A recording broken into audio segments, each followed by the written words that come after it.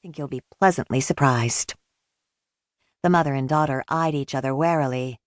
"Here goes nothing," the daughter said.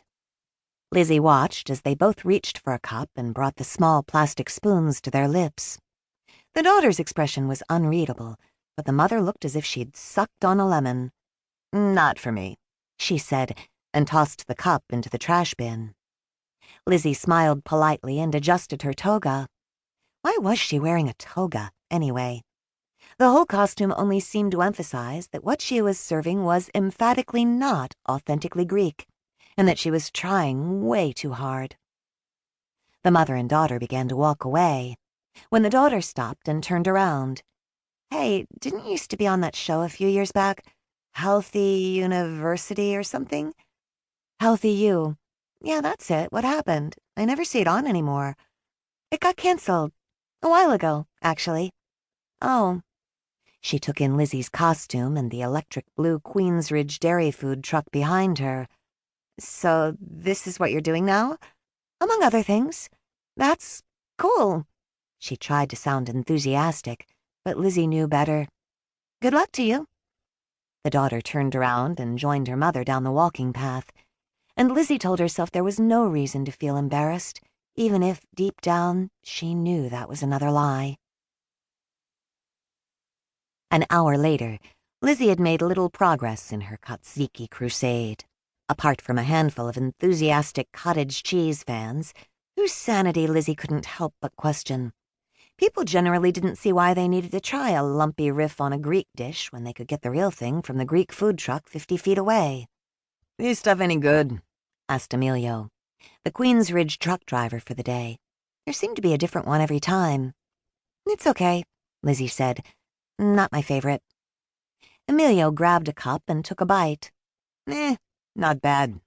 Who made it?" "Me." "And you just say it's okay?" "I'm my own biggest critic." That was true, but it also killed Lizzie to serve up a dish she could barely recommend. When she'd first taken the job, she pitched recipes that disguised her most hated foods in dishes she loved. Her grandmother's noodle kugel, lasagna, deep-fried dumplings, because she figured pretty much anything tastes delicious if you dip it in batter and deep-fry it.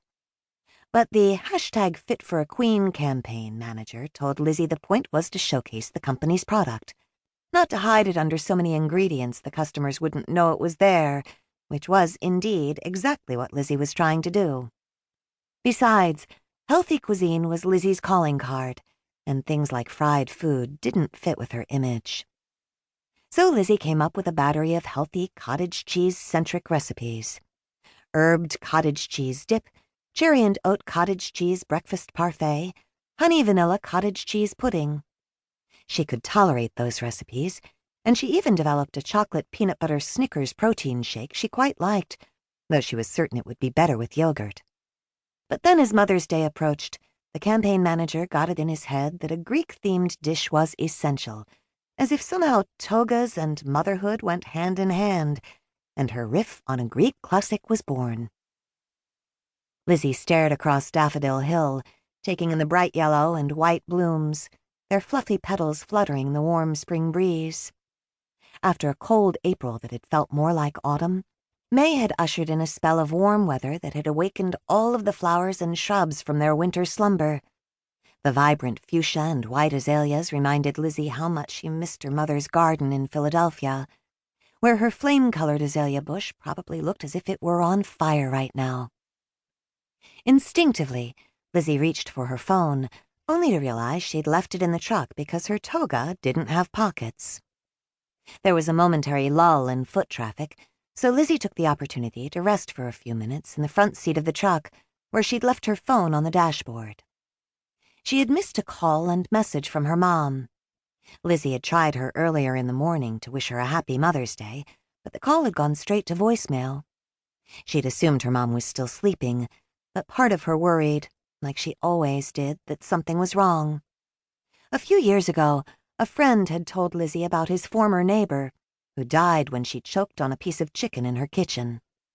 The woman was divorced and lived alone, and all Lizzie could think was how easily that could happen to her own mother.